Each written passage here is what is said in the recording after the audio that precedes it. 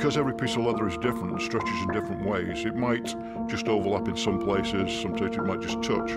So we take a scalpel and we cut round and we leave a slight gap in between all the way around, only a couple of mil.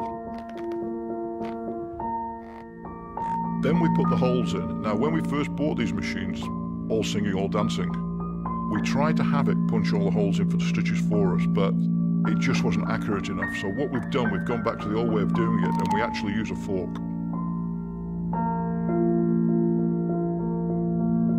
A lot of people are surprised that we use a fork, but we've found it's the best way of giving us the 4 equidistant points, and the simplest way is sometimes the best way.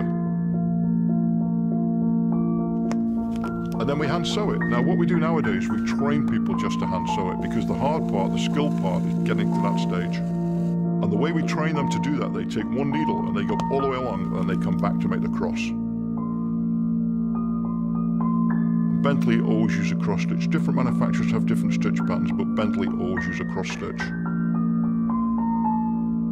And that's basically how we make them. We do all different types of steering wheels, of course, heated ones, wooden ones, but every car we do is bespoke. All our customers come in, they're surprised about the choice of colours they can have. We make every one individually for every customer.